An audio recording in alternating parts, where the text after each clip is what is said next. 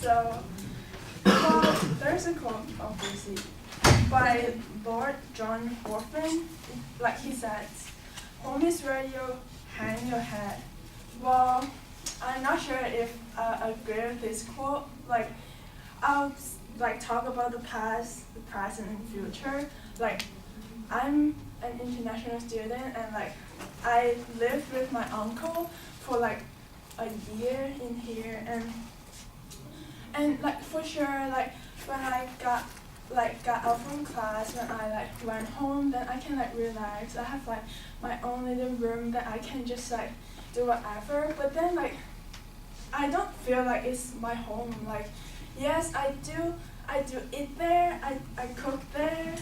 I have to do I have to clean the house and stuff. But I just can't tell people that that's where my home is. And in the future, I'm sorry, in present, I moved out. I'm now living in an apartment in Fullerton, and my roommates, they're really chill. They don't really care if I'm there or not.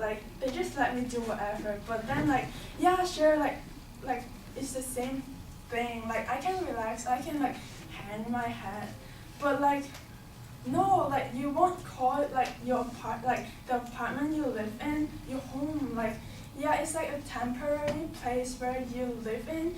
You have to sleep in, but then that's not home. And in the future, when I truly have if I have the privilege to make my my home, my own home, and my own family, that is truly when I can say that I have a home besides the one back in my country in Hong Kong. Besides that, in the future, I can truly say that I have a home if I have the privilege to do that. If because I'm living with people that I truly care, I truly love, and I enjoy being at home, and it just feels different. And I'm sure all of you guys understand how it feels when you're I'm finally home. It's so glad to be home, but I don't think it's where I hang my hat off, because I take up another responsibility. I'll take up another role.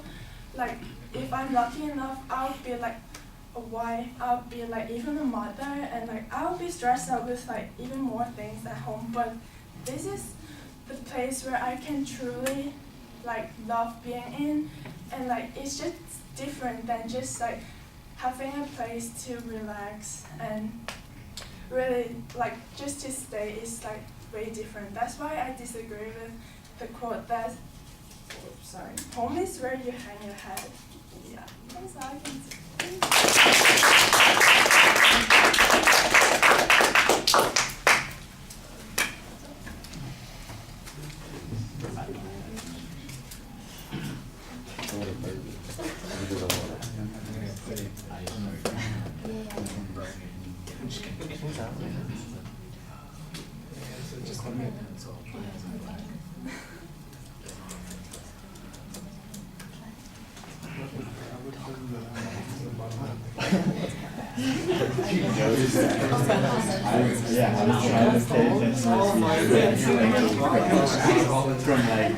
So you can get farther with a kind word and a gun than just with a kind word.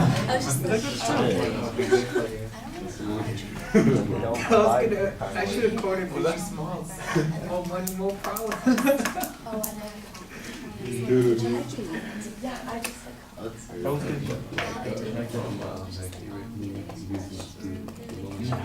Good one.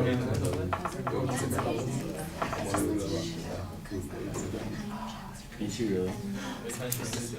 Is she really? Dude, I'm just episode.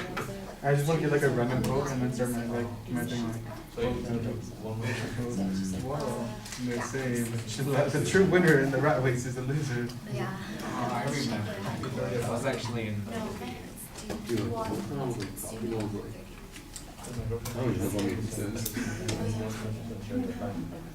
Oh yeah.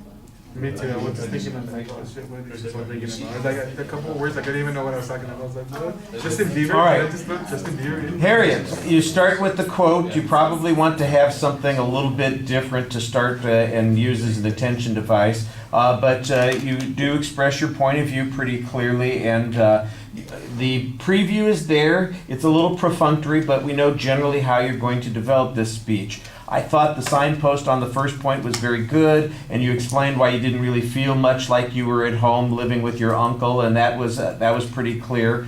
As you talked about the other experiences, I think you had some good details on those points. They weren't quite as well developed as you were on that first point, but the ideas, I think, definitely fit the theme that you're talking about, and so I think you found the right way to talk about that particular issue.